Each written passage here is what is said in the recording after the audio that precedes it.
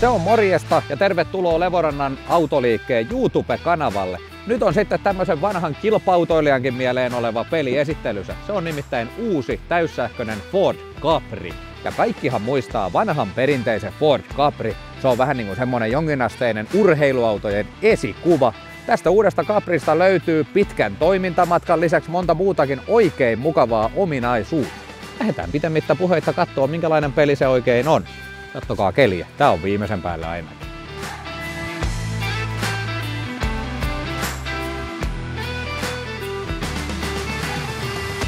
Fordi tuo tosiaan vanhan legendaarisen Caprin takaisin markkinoille, mutta täysin tietysti uudistettuna ja sähköistettynä.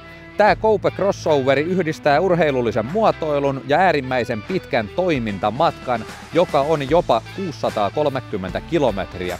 Capri kätkee sisäänsä myöskin huipputeknologiaa, kuten esimerkiksi 14,6 tuuman säädettävän kosketusnäytön ja edistykselliset kuskia avustavat järjestelmät. Capria on saatavina takavetosena tai nelivetosena versiona ja tehokkain malli kiihtyy 0–100 vain 5,3 sekunnissa. Tavaratilat on myöskin varsin tilavat, pelkkä peräluukkukin on jo 572 litraa ja muutenkin tyylikkäät sisätilat tekee siitä täydellisen yhdistelmän niin suorituskykyä kuin käytännöllisyyttäkin. Kyllä sisätilatkin on sitten viimeisen päälle hienon näköiset, on nahkaa, urheilulliset istuimet, hyvän näköiset vähän hiilikuituluukkia koelaudasakin, kyllä se urheilullisuus on mukana. Täältä saa luukun auki, voi pistää sukset, taikka pisempi mies sopii maatekin tähän. Peräluukussa on tilaa kyllä todella hienosti ja siitä sähkökytkimellä vetokoukku esiin. Onhan se todella hienon näköinen vehje, kun se tässä kiiltelee kevätauringon kanssa kilpaa. Löytyy matrixi LED-ajovaloa, tietysti kamerat joka ainoaseen suuntaan ja kyllä tällä ulkomuodollakin merkitystä on sillä tosta kylän läpi hieno porhaltaa, kun auto on tän näköinen.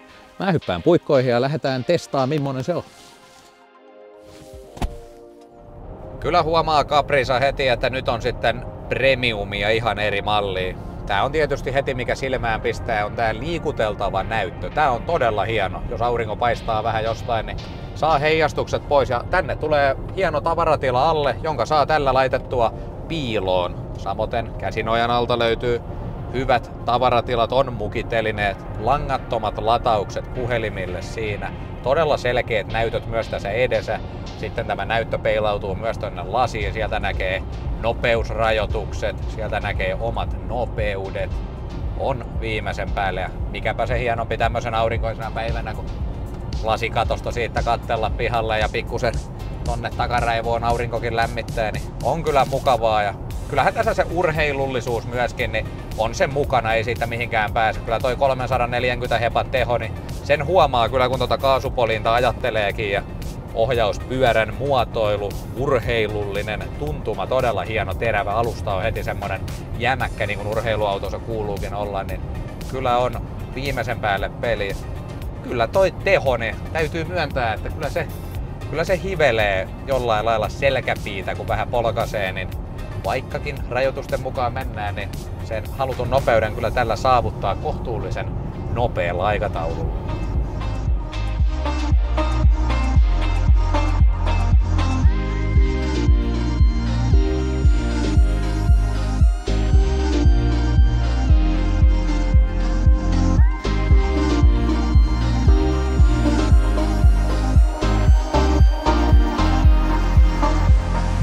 Kyllä on uusi Capri viimeisen päälle käteen sopiva ja mieleen painuva laite. Jos siitä muutaman asian nopeasti listaa, niin ne on kyllä urheilullisuus, hieno persoonallinen ulkonäkö, isot tilavat sisätilat, peräluukkuun sopii paljon tavaraa, joten kyllä sitä kannattaa tulla Levorantaa paikan päälle kattoon ja koeajaan. Ei muuta kuin mennään auringon nousua ja kevättä kohti. Se on moro!